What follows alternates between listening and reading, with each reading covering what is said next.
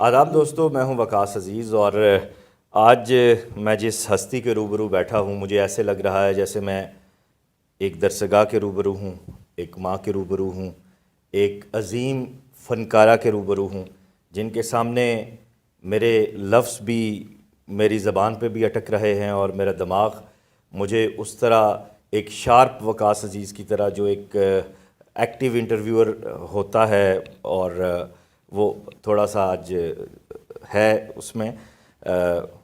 Doctor Tahira Iqbal صاحبہ، آپ کو خوش آمدید کہتا ہوں۔ بہت شکریہ، آپ نے جو الفاظ میرے لیے استعمال کیے ہیں میں از حد ممنون ہوں، اور بڑی خوشی ہوئی کہ آپ نے مجھے اپنے چینل پہ لانے کا یہ جستجو کی۔ بہت شکریہ آپ کی شفقت ہے کہ آپ نے وقت دیا، اپنے شیڈیول سے ہٹ کے، یقیناً آپ اسلام آباد آئی ہوئی ہیں، اور نیلی بار، پھر اس کے بعد گراں، پھر ہڑپا، اس سے پہلے 4 افسانوی مجموعے، 2 ناولٹ، پھر تنقید کا، تحقیق کا معاملہ۔ یعنی فکشن میں اگر ہم دیکھیں موازنہ نہیں کرنا چاہیے۔ محمد الیاس صاحب کہتے ہیں کہ کبھی کسی تخلیق کار کا دوسرے کے ساتھ موازنہ نہیں ہو سکتا، لیکن قرۃ العین آپا کا اگر تذکرہ آتا ہے تو پھر وہیں پہ جب ان کا نام آتا ہے تو میں یہ نہیں کہ ڈاکٹر صاحبہ کے ساتھ ہوں، بلا تخصیص میرے ذہن میں فوراً نام ڈاکٹر صاحبہ کا آتا ہے، بے شک میری پہلی ملاقات ہے۔ تو یہ یقیناً اتنا جو سفر ہے اور اس سب کے پیچھے ایک انتھک جد و جہد ہے۔ معاصر فکشن پہ بھی ہم بات کریں گے، آج ہم 2-3 سیشن ریکارڈ کرنے جا رہے ہیں۔ پہلے نیلی بار جو وجہ انسپائریشن ہے اور جس کی کہانی کی جو بنت ہے، اس کے کرداروں پہ، اس کے لاؤڈ مکالموں پہ، اور پھر سب سے بڑھ کر اس کی لغت پہ، اور پھر اس میں لغت میں اندر جو سلینگز ہیں ان پہ میں آج ڈاکٹر صاحبہ سے بات کروں گا۔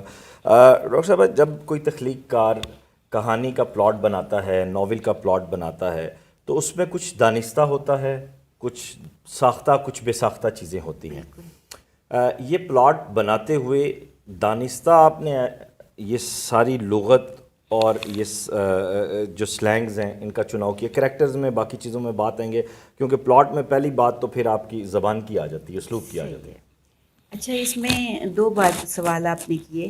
پہلا سوال تو یہ ہے کہ پلاٹ بناتے ہوئے تو میں سمجھتی ہوں کہ ادیب جو ہے یا کہانی کار، یہ جب لکھ رہا ہوتا ہے تو بہت کچھ ایسا لکھا جا رہا ہوتا ہے جو وہ خود نہیں لکھتا، بس لکھا جا رہا ہوتا ہے۔ اس لیے میں نے کبھی بھی کسی کہانی کا یا کسی ناول کا پلاٹ نہیں بنایا۔ ایک حد تک کہانی آپ کے ہاتھ میں ہوتی ہے، اور اس کے بعد وہ اپنی جو راس ہے یا باغ ہے وہ چھڑوا لیتی ہے، اور پھر وہ اپنے طور پر آگے بڑھنے لگ جاتی ہے۔ ابتداً جو اس ناول کا پہلا حصہ ہے جس کا عنوان ہے کہ نیلی بار کے رنگ، لوگ اور ثقافت وغیرہ اس جی طرح کا، بالکل۔ تو میرا ذہن میں یہی تھا کہ میں نے، چونکہ میرا تعلق بھی اسی علاقے سے ہے، اور آپ کے لیے یہ بات شاید دلچسپی کا باعث ہوگی کہ چونکہ میں نے ایک ذمہ دار گھرانے میں آنکھ کھولی، اور وہاں لڑکیوں کے لیے بڑی پابندیاں تھیں، اتنی پابندیاں کہ میں نے باہر کی دنیا نہیں دیکھی تھی، اور بس کوئی 8ویں جماعت تک میں نے پڑھا، اور اس کے بعد میری تعلیم کا سلسلہ ختم ہو گیا۔ تو ہم واپس ساہیوال شہر سے اپنے گاؤں آ گئے۔ تو کچھ عرصے کے بعد مجھے احساس ہوا کہ میں ایک تاریخ غار میں رہ رہی ہوں، تو مجھے پڑھنا ہے، مجھے لکھنا ہے، مجھے کچھ کرنا ہے۔ تو پھر میں نے پرائیویٹ ساری اپنی تعلیم مکمل کی، اور کالج کو زندگی میں پہلی بار ایز اے لیکچرر ہی دیکھا۔ اچھا۔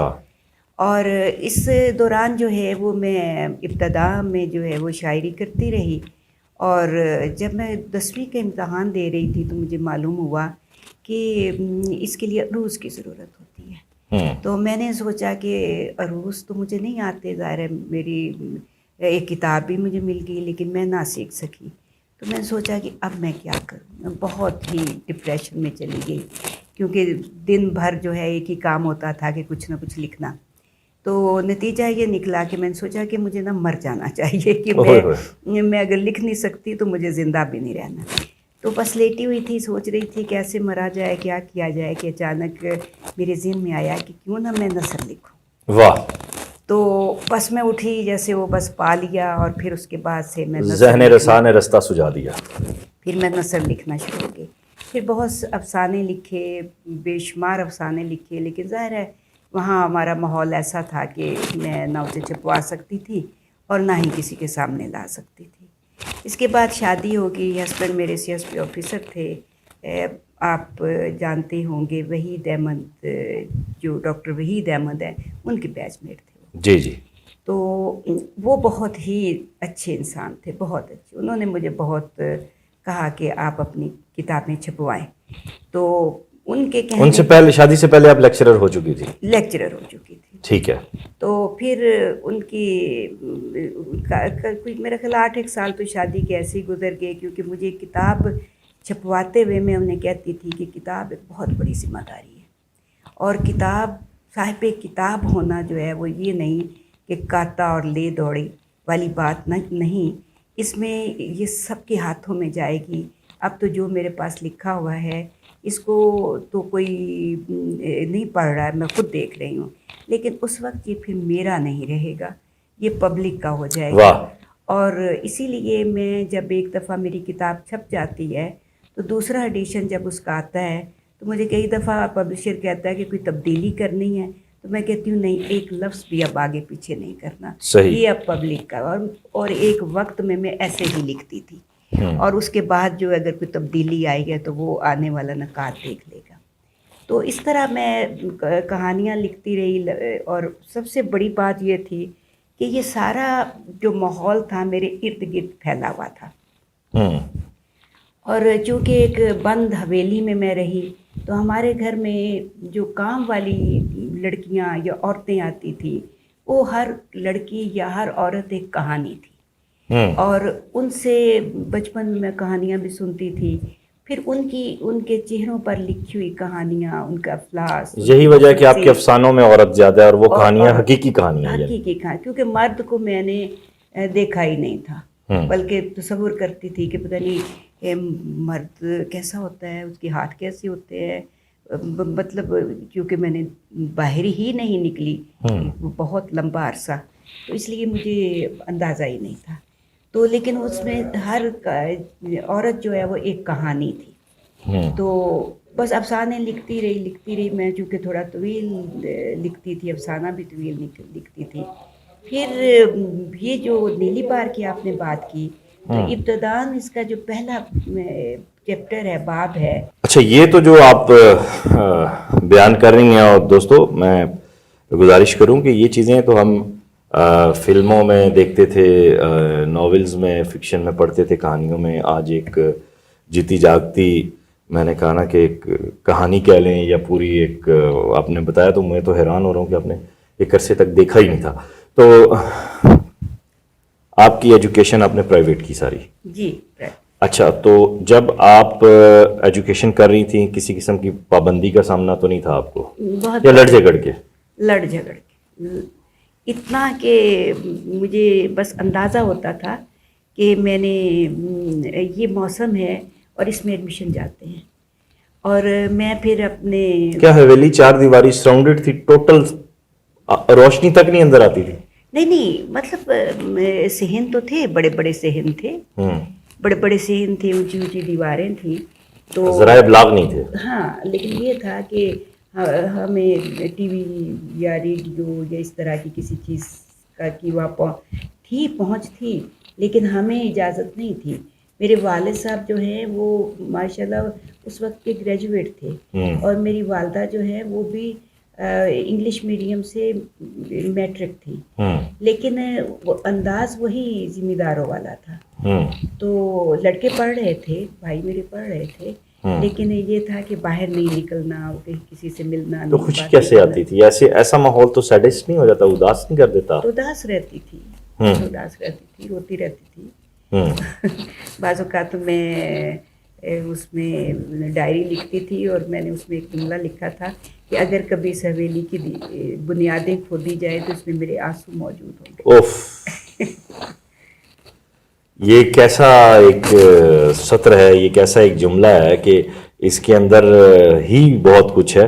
اچھا, تو جو آپ نے پھر جب جاب کیسے شروع کی, میرے لیے یہ امر باعث ہے. ہاں جی, اس میں یہ تھا کہ پھر میں جب میں نے بی اے کر لیا تو میرے والد صاحب کہنے لگے کہ مجھے حیرت ہے, میں تو سمجھا تھا کہ تم ایسے ہی کر رہی ہو, لیکن تمہارے اندر تو واقعاً ایک لگن ہے, ایک جستجو ہے, تو اگر تم چاہو تو میں تمہیں یونیورسٹی میں ایڈمیشن دلا سکتا ہوں. تو وہ پھر بلکہ گئے بھی پنجاب یونیورسٹی پتہ کر کے آئے. مجھے کہنے لگے مجھے نہ وہاں کا ماحول اچھا نہیں لگا کہ دو لڑکے لڑکیاں ادھر گھوم رہے ہیں, مل کے بیٹھے ہوئے ہیں, لیکن پھر بھی اگر تم کہو تو میں تمہیں کروا سکتا ہوں. اچھا, اب یعنی اس حد تک روشن خیال تھے اس وہ. حد, لیکن یہ تھا کہ اس وقت آپ یقین نہیں کریں گے کہ میں یہ سوچتی تھی کہ میں جا کے لوگوں کو کیسے فیس کروں. یہ ایرا کون سا ہے, 70s کا, 60s کا, 80s کا؟ یہ تھا 80s کا. اچھا, 80s کا. جی, تو 60 کی میری ڈیٹ آف برتھ. صحیح صحیح. اچھا, ایڈمیشن آپ نے پھر پرائیویٹ دیے سارے؟ ہاں جی, میں نے سارا پرائیویٹ کیا, میٹرک, ایف اے, بی اے. پھر جب ایم اے کا ہوا تو میرے میں ہمت نہیں تھی کہ میں باہر نکلوں اور فیس کروں وہاں کو ایجوکیشن کو. تو وہ بھی بس ویسے ہی مطلب کہنا چاہ رہے تھے, میں نے ان کو وہی جواب دیا جو وہ سننا چاہتے تھے. میں نے کہا نہیں. وہ پھر ڈگی بھر کے کتابوں کی لے آئے, ہر طرح کی کتابیں. تو مجھے کہنے لگے اپنا تم جو کہو گی میں تمہیں کتابیں لا کے دوں گا. تو پھر میں نے ایم اے اردو کیا. پھر فارغ ہوگی تو سوچی اب کیا کروں, پھر میں نے ایم اے اسلامیات کر لیا. اچھا, واہ. تو پھر جاب کا میں نے کہا تو انہوں نے کہا کہ تمہاری اس شوق کے سامنے جو ہے وہ ٹھیک ہے, کیونکہ میں بڑی انقلابی تھی. میں کہتی تھی میں نے شادی نہیں کرنی. میں اکلوتی تھیں آپ؟ بہن؟ نہیں, میری ایک بہن تھی, لیکن وہ ابھی میٹرک میں تھی جب ان کی شادی ہو گئی. صحیح صحیح. انہوں نے میٹرک بھی نہیں کیا تھا. صحیح. تو آپ کی شادی کب ہوئی؟ میری شادی ہوئی ہے 92 میں. یعنی آپ کے ایم فل کے دوران؟ نہیں, میں نے باقی ایم فل اور پی ایچ ڈی شادی کے بعد کیا. اچھا, شادی کے بعد کیا. یعنی آپ کے ہسبینڈ بہت کوآپریٹیو تھے؟ بہت کوآپریٹیو. اچھا, اس دوران آپ کی جاب کیسے شروع ہوئی؟ تو اس میں یہ تھا کہ پھر جب انہوں نے محسوس کیا کہ یہ شادی بھی نہیں کرے گی تو پھر انہوں نے کچھ زمین بھی میرے نام لگوائی, جو کہ ذمہ دار گھرانوں میں عام طور پہ لڑکیوں کے لیے نہیں. یہ بڑی قابل تحسین بات ہے. اور اس کے ساتھ آپ کے بھائیوں نے رکاوٹ نہیں کھڑی؟ نہیں. واہ, وہ تربیت تھی آپ کے والد والدہ کی, ڈیفینیٹلی. واہ. تو اس کے بعد انہوں نے مجھے کہا کہ ٹھیک ہے, تم اگر جاب کرنا چاہتی ہو تو وہ بھی تم ضرور کرو. پھر جب میں کالج میں آ گئی, چیچا وطنی کالج میں, تو وہاں کا ماحول دیکھا کہ کچھ خواتین ایسی تھیں جن کی شادیاں نہیں ہوئی تھیں, 30-35 سال 40 سال جن کی ایج تھی. تو بڑی کچھ عجیب سی ان کی زندگی تھی. تو پھر سب نے مجھے کہا کہ نہیں, تم میں کیا کمی ہے, تم کیوں نہیں. تو پھر جب انہوں نے کہا تو میں نے کہا کہ ٹھیک ہے. پھر شادی بھی ہو گئی, اللہ نے کیا تو بچے بھی ہو گئے, زندگی تبدیل ہو گئی. صحیح. اچھا, اب آتے ہیں, آپ نے اپنا M Phil P H D کا سفر بھائی جان کے ساتھ آپ کا رہا. جی. اچھا, آپ کی جو پہلا افسانوی مجموعہ ہے ست رنگے سنگ بستہ. سنگ بستہ, یہ کس سن میں چھپا؟ یہ 99 میں. اور کیا فیڈ بیک تھا اس پہ عوام الناس کا؟ وہ یہ ہوا کہ میں پہلے بتا رہی ہوں کہ میں نے کبھی بھی مطلب کتاب چھپواتے ہوئے نا مجھے بہت وہ ہوتا تھا کہ یہ ایک بہت بڑی بات ہے کہ کتاب ہر ہاتھ میں جاتی ہے. تو مجھے کچھ سوچ کر ایک وہ ہوتا تھا کہ پتہ نہیں میں اس لیول پہ ہوں یا نہیں ہوں. تو یہ ہوا کہ ایک دفعہ وہ کالج میں ایک ایگزیبیشن لگائی گئی جس میں کہ کالج اساتذہ کی کتابیں رکھی گئی تھیں. تو سب بڑے غرور سے اپنی کتابوں کے ساتھ کھڑے. تو میں نے گھر آ کے اپنے ہسبینڈ کو ساری بات بتائی تو کہنے لگے کہ اب ہماری کتاب بھی چھپے گی. وہ کبھی یہ نہیں کہتے تھے کہ آپ کی کتاب, وہ ان کی محبت تھی آپ کے وہ ساتھ. یہی کہتے تھے ہمارا افسانہ, واہ ہمارا کالم, ہماری کتاب, واہ واہ, اب ہماری کتاب. ایک بڑے آدمی کی نشانی ہے. واہ واہ. انہوں نے پھر اہتمام کیا. اور فیصل آباد میں ایک شاعر ہیں مقصود وفا, کیا اچھے شاعر ہیں. واہ واہ. اچھا, وہ مجھے کسی نے کہا کہ ان کو بھیجیں کہ دیباچہ لکھ دیں.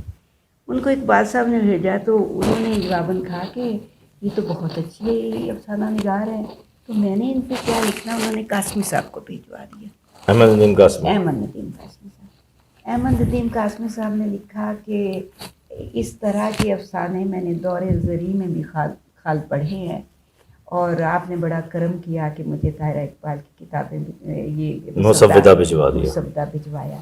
اس کے بعد وہ کتاب چھپ گئی تو میرے تو ذہن میں نہیں تھا، کیونکہ میں اپنے ہسبینڈ سے کہتی تھی کہ کون سے پبلشر نے چھاپی تھی؟ یہ کرتاس وہیں فیصل آباد کرتاس. تو میں اپنے ہسبینڈ سے کہتی تھی 500 کتابیں چھپیں گی تو کیا کریں گے ہم؟ تو وہ کہتے تھے 300 آپ کے اسٹاف ہے، آپ انہیں بانٹ دینا اور 200 میں بانٹ دوں گا.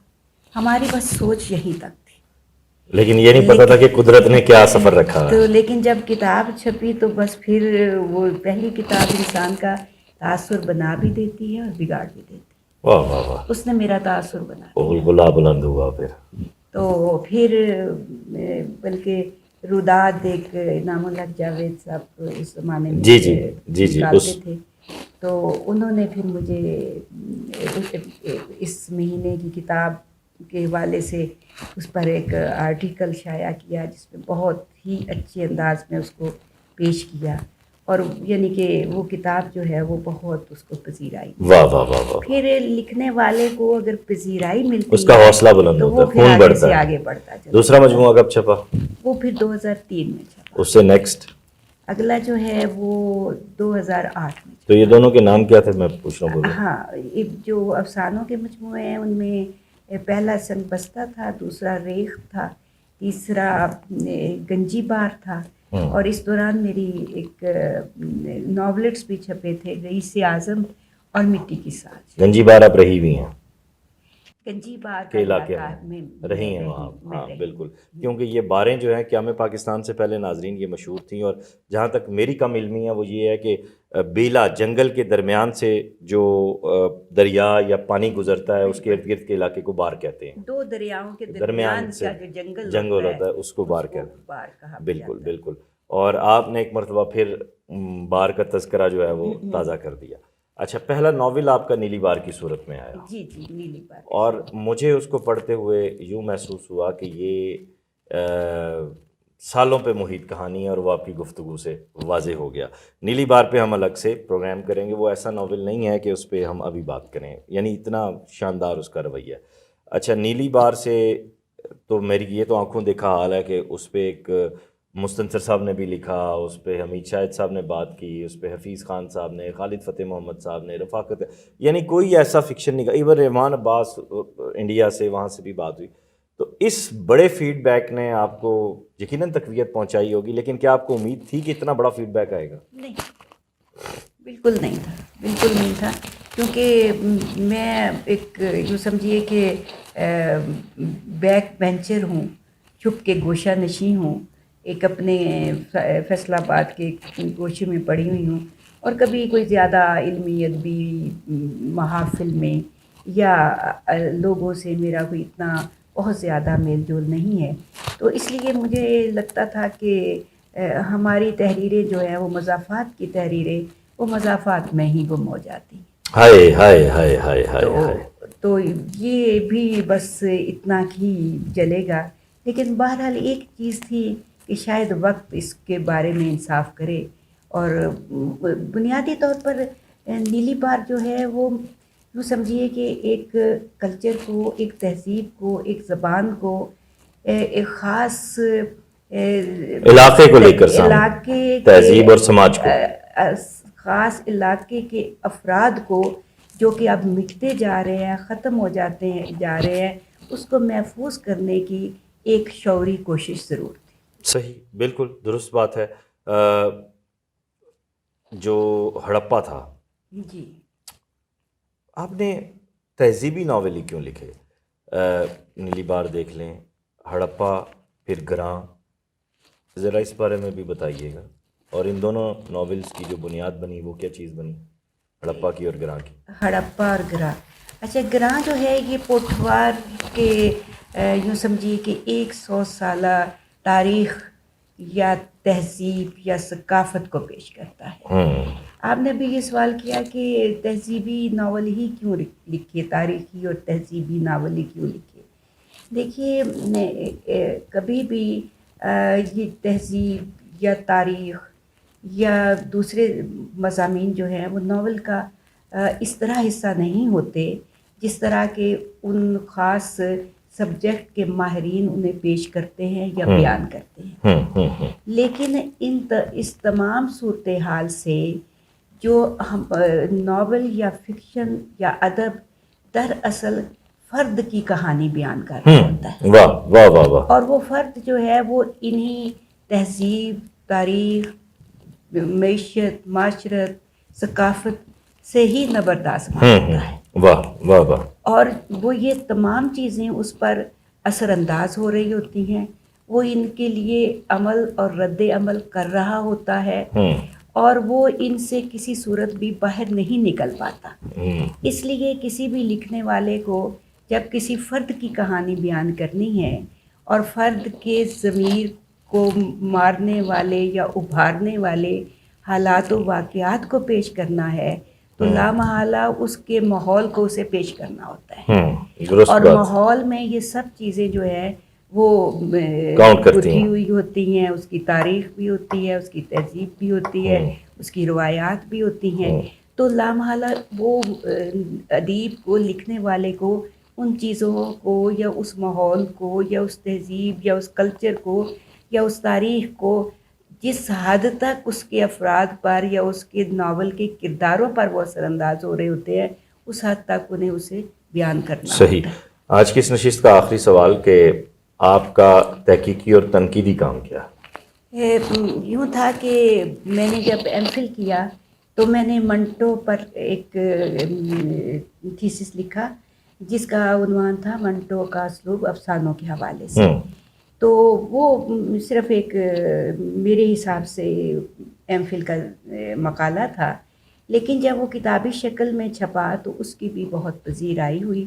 بلکہ مجھے یہ کہتے ہوئے خوشی محسوس ہوتی ہے کہ ایک بار مرزا حامد بیگ نے منٹو پر لکھی ہوئی 4 بہترین کتابوں کا تذکرہ کیا اور اس میں میری کتاب بھی شامل کی. جیسے منٹو میرا دوست، میرا دشمن، یا عصمت چغتائی کی جو کتاب منٹو میرا دوست. اب نیا ناول کوئی آپ کا آ رہا ہے آنے والے دنوں میں؟ جی میں ایک ناول پر کام کر رہی ہوں. صحیح. آپ کا بہت شکریہ، آپ نے اس نشست کے لیے وقت دیا. بہت شکریہ آپ کا. دوستو، ڈاکٹر صاحبہ کی مختصر آٹو بایوگرافی جو سنی آپ نے، میرے جیسے شخص کے لیے یہ بہت ہمت کی بات ہے. مجھے آج بہت ایک دفعہ پھر تازگی اور توانائی ملی، کیونکہ زندگی کے ایک بہت بڑے بیانیے سے میں لڑ رہا ہوں، سماج کے ایک بہت بڑے بیانیے سے میں لڑ رہا ہوں، اور ایسے میں ڈاکٹر صاحبہ جیسی بہادر اور باہمت خاتون میں سمجھتا ہوں تمام خواتین کے لیے ایک بہت بڑی مثال ہیں. ایک ہمت کی جو ایک سمبل ہوتا ہے، ایک نشان ہے، جو ہر وقت یہ کہتی ہیں کہ وہ غلط ہے، وہ غلط ہے، وہ غلط ہے. یقیناً آپ کا عمل ہی آپ کو کامیاب کرواتا ہے. اس ویڈیو لنک کو شیئر کیجیے گا. اپنا خیال رکھیے گا. خدا حافظ.